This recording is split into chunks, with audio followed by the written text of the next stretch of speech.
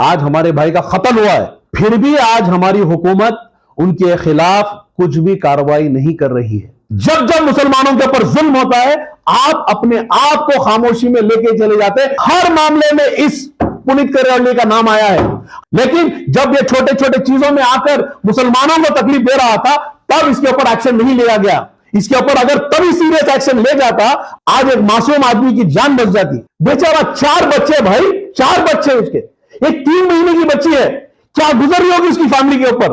मैं डिमांड करता हूं कि आपको उसके ऊपर यूएपीए लगाना चाहिए। रियासत कर्नाटक में गांव रक्षक के नाम से जो है एक नौजवान को मार दिया जाता है, और बड़े अफसोस की बात यह है कि इतना कुछ होने के बावजूद भी जो है सियासती कायदीन या मुसलमान के कायदीन कोई आगे बढ़कर नहीं आए, किसी ने अभी तक आवाज नहीं उठाई। तो मजलिस की तरफ से क्या पहल रही है? अस्सलामु अलैकुम रहमतुल्लाहि व बरकातुहू। मैं इस वाक़ये को लेकर के बहुत ही अफसोसनाक वाक़या हुआ है। इतना बड़ा हादिसा होने के बाद भी आज पूरे कर्नाटक शहर के अंदर कोई आवाज उठाने को तैयार नहीं है। सबकी जो है आवाजें बंद हो चुकी हैं। समझ में नहीं आ रहा है कि किसको क्या कहें। बहुत ही अफसोसनाक इतना बड़ा हादिसा होकर भी आज सेकुलरिज्म कहने वाले लीडरान, हमारे मुस्लिम कायदीन, ये सब जो है खामोश बैठे हैं।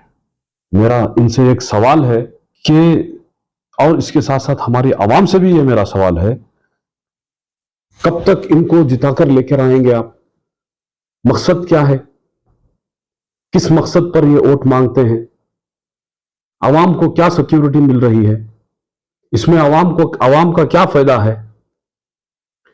अगर वही आरएसएस का गुंडा मुसलमानों के खिलाफ भड़काता है, मुसलमानों के खिलाफ हर बात पर, चाहे वो झटका कट की बात को लेकर के केएफसी में जाकर के सिर्फ झटका कट रहना, हलाल का बोर्ड निकालने को कहता है, ऐसे कई सारे मसाइल आने पर भी हमारे कायदीन खामोश रहे और उलमा इकराम के मशवरे पर जो है हम भी जो है खामोश रहे। अब ये कब तक चलता रहेगा, मुझे ये समझ में नहीं आ रहा। ये है कौन? ये पुनीत करेहल्ली है कौन? ये इसको बैकग्राउंड किसका सपोर्ट मिल रहा है? पुलिस क्या कर रही है? इतना छूट किसने दिया है? भाई आसानी के साथ हम समझ सकते हैं, सोच सकते हैं कि इतनी गंदी सियासत जिस वक्त अब असेंबली इलेक्शन आने को है कि हमें पूरा समझ में आ रहा है कि इलेक्शन के लिए क्रिएट किया जा रहा है, ठीक है, लेकिन क्या हद तक आप जान के हद तक आप बढ़ सकते हैं? शहीद को जिस तरीके से मारा गया है, इसको हम डिमांड करते हैं कि इस पर जो है यूएपीए लगाया जाए, और अगर ये हुकूमत नहीं करती तो हम जो है रोड पर उतरकर हमारा हक हम मांगने के लिए प्रोटेस्ट करेंगे। बताइए, चंद दिन पहले एक वाकया आया जिसमें नाम आ रहा है कि पुनीत करेहल्ली ने गौरक्षक के नाम पर हत्या कर दी गई है। ये जो है यूपी बिहार उस साइड चल रहा था, अभी कर्नाटक के अंदर शुरू हुआ है। क्या कहना चाहेंगे इसके बारे में? अस्सलाम वालेकुम रहमतुल्लाहि व बरकातुहू। जो हमारे भाई इदरीस पाशा के साथ जो हुआ है, ये बहुत ही शर्मनाक घटना है, हुई है। आज उस भाई को शहीद कर वो सिर्फ उस भाई को शहीद नहीं किया, पुनीत करेहल्ली हो या उसके दीगर साथियां हो, इन लोगों ने जिस तरह से हमारे भाई का कत्ल किया है, आज हमारे भाई का कत्ल हुआ है, जिस तरह से इन लोगों ने हमारे भाई का कत्ल किया है, फिर भी आज हमारी हुकूमत उनके खिलाफ कुछ भी कार्रवाई नहीं कर रही है। और यह सिर्फ इदरीस पाशा की बात नहीं है, इस तरह के इंसिडेंट्स पहले भी हो चुके हैं। मैंगलोर साइड, चिकमंगलूर साइड हुए ना, लेकिन यहां की हुकूमत हमेशा नाकामयाब रही है। जब भी मुसलमानों के हक की बात आई, जब भी मुसलमानों के ऊपर जुल्म की बात आई, यहां की हुकूमत अपनी आंख पलट देती है, चाहे हुकूमत हो या की अपोजिशन हो। आज मेरा सवाल सिर्फ हुकूमत से नहीं है। बीजेपी की हुकूमत जो थी, अभी तो है ही नहीं उसकी हुकूमत, ना बसवे बम्बई आप चीफ मिनिस्टर रहा, उसको वो पावर्स है, लेकिन मेरा सवाल सिर्फ बीजेपी से नहीं है, कांग्रेस से है, जेडीएस से है, तमाम उन पार्टियों से है जो अब तक इस रियासत में रूल कर चुकी हैं। क्या किया आप लोगों ने? जब जब मुसलमानों के ऊपर जुल्म होता है, आप अपने आप को खामोशी में लेके चले जाते हैं, जब तक के दीगर ऑर्गेनाइजेशन रोड पर उतरकर एहतजाज नहीं करते, आप अपना मुंह नहीं खोलते। वो हिजाब का मामला हो, हलाल कट का हो, या मंदिरों के पास जो वेंडर्स बैठे थे उनका मामला हो, हर मामले में इस पुनीत केरेहल्ली का नाम आया है। हमने खुद रेलवे पुलिस से हमने इसके खिलाफ कंप्लेंट की थी जब वहां के मुसल्ले के ऊपर इसने अटैक किया था। लेकिन जब ये छोटे छोटे काम करता था, ऐसे छोटे छोटे चीजों में आकर मुसलमानों को तकलीफ दे रहा था, तब इसके ऊपर एक्शन नहीं लिया गया। इसके ऊपर अगर तभी सीरियस एक्शन ले जाता, आज एक मासूम आदमी की जान बच जाती। बची ना साहब, आज बेचारा 4 बच्चे, भाई 4 बच्चे उसके, एक 3 महीने की बच्ची है, क्या गुजर रही होगी उसकी फैमिली के ऊपर। हम और आप इमेजिन भी नहीं कर सकते। अल्लाह अकबर, इस माह रमजान के महीने में क्या तकलीफ हो रही है उनके घर वालों को। अल्लाह उनके घर वालों को सब्र जमीला अता फरमाए। लेकिन आज हमारी हुकूमत अभी भी तक नाकामयाब उन लोगों को अरेस्ट करने की। क्या कर कहीं रही है हमारी हुकूमत? इस चीज को हमारे कायद असदुद्दीन ओवैसी साहब बार बार पार्लियामेंट में उठाए। वो इखलास का हो यूपी के, या कोई एमपी का हो, या कोई बिहार का हो, हर बार असदुद्दीन ओवैसी साहब ने इस बात को पार्लियामेंट में उछाला है। लेकिन कभी उनको कोई सपोर्ट नहीं मिला, कभी भी और दूसरे एमपी ने खड़े होकर बात नहीं की। काउ विजिलेंस किसकी कंट्रोल में होना चाहिए? गवर्नमेंट के कंट्रोल में होना चाहिए।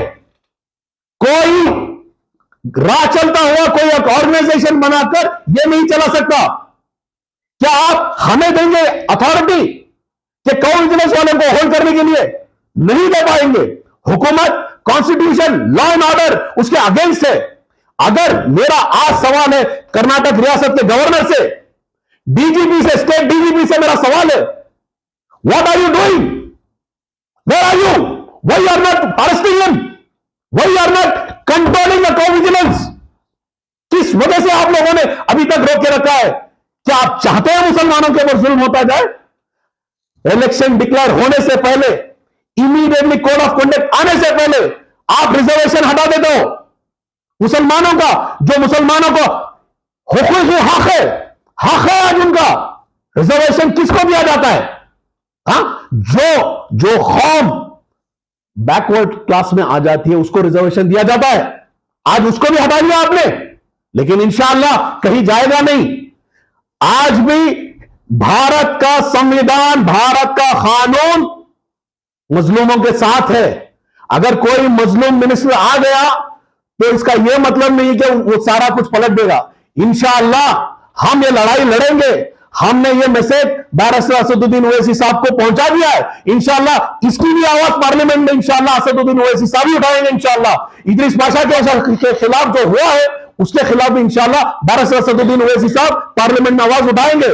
और हम यहां से बैठकर इंशाअल्लाह हम जो भी कानूनी लड़ाई है हम लड़ेंगे। क्यों इसके ऊपर यूएपीए नहीं लग रहा है? आप क्यों 302 लगा रहे हो उसके ऊपर? ये पुनीत केरेहल्ली को we strongly demand UAPA. UAPA क्या है? यूएपीए एक्ट मासूमों को डालने के लिए नहीं है। आप वो डीजे हल्दी के, हुबली के लोगों को जो मामूली इंसिडेंट हुए उसको आप उसमें मासूमों को यूएपीए लगाते हैं। लेकिन इतना बड़ा कांड करने वाले को, एक कम्युनल हार्मोनी को डिस्टर्ब करने वाले को आप उसके ऊपर यूएपीए नहीं लगाते। आज मेरा सरकार से, गवर्नर ऑफ कर्नाटका से, डीजीपी ऑफ स्टेट मैं डिमांड करता हूं कि आपको उसके ऊपर यूएपीए लगाना चाहिए। उसको, उसकी ऑर्गेनाइजेशन को बंद करना चाहिए। You have to ban his organisation. और आपको बैन करना पड़ेगा ये अनकॉन्स्टिट्यूशनल, अनलॉफुल काउ विजिलेंस को। गौरक्षक कोई नहीं हो सकता, सरकार का काम है वो। कोई आप गौरक्षक के नाम पर आप किसी का खत्म करने का आपको कोई इजाजत नहीं देता कॉन्स्टिट्यूशन आपको। आज ये डिमांड हमारा है कि आपकी मैं सरकार से, मैं सेंट्रल गवर्नमेंट से, मोदी जी कहां हो? सबका साथ, सबका विकास किधर है? यहां पे सिर्फ और सिर्फ जुल्म हो रहा मुसलमानों के ऊपर। होम मिनिस्टर अमित शाह क्या कहा था, कितना सीना चौड़ा करके कहा था कि हमने निकाल दिया 4%, जैसे कि कोई बहुत बड़ा कारनामा कर लिया। अब इसके ऊपर क्या है आपका, होम मिनिस्टर हो, इस चारे चीजों के ऊपर आपको जवाब देना पड़ेगा। तो इंशाअल्लाह हम जो भी कार्रवाई है, जो भी एहतजाज है, इंशाअल्लाह उस पर भरपूर मजलिस इत्तेहादुल मुस्लिमीन उसके ऊपर भरपूर उसके ऊपर साथ देगी। और हम दीगर छोटी बड़ी पार्टियों से अपील करते हैं, ऑर्गेनाइजेशन को अपील करते हैं कि इस टाइम पर इलेक्शन अपनी जगह, सियासत अपनी जगह, हुक्म आज जुल्म हो रहा है मुसलमानों के ऊपर। इस जुल्म के खिलाफ अगर हम आज नहीं खड़े होंगे, आने वाले दिनों में हमारा जीना भी मुश्किल हो जाएगा। हम हमारे उलमा से हम सुनते आए हैं कि भाई सब्र करो, लेकिन सब्र का आज हमने पार कर लिया है, हम आज हमारे जानों तक आ गए हैं। मेरी अपील है उलमा से भी, आप खड़े हो, सिर्फ एक पार्टी को बुलाकर आप ऐसा ये काम नहीं कर सकते। आप कोई भी डिसीजन एक पार्टी को बुला के डिसीजन नहीं ले सकते। आपके पूरी हक नहीं, आपको हक नहीं है कि आप एक ही पार्टी को बुलाकर उनके लीडरों को बुलाकर आप कोई भी डिसीजन नहीं ले सकते। आपको दीगर ऑर्गेनाइजेशन को भी बुलाना पड़ेगा, दीगर पार्टियों को बुलाना पड़ेगा। क्यों नहीं बुलाते आप? क्या हम मुसलमान नहीं है? क्या ये कौम हमारी नहीं है? हम इस मुल्क के वासी नहीं है?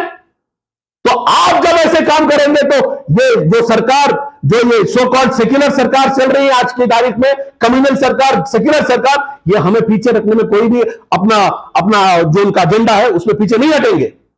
तो इंशाअल्लाह इदरीस पाशा के ऊपर जो जुल्म हुआ है, उसकी फैमिली के ऊपर जो जुल्म हुआ है, हम उनके साथ खड़े हैं। इंशाअल्लाह उनकी फैमिली को जो भी जरूरत पड़ेगी, इंशाअल्लाह कानूनी तौर पर और दूसरे तौर पर अगर उनको फैमिली की कुछ भी जरूरत है, वो मजलिस इत्तेहादुल मुस्लिमीन को कांटेक्ट कर सकते हैं। इंशाअल्लाह हम उनकी भरपूर ताउन करेंगे इंशाअल्लाह।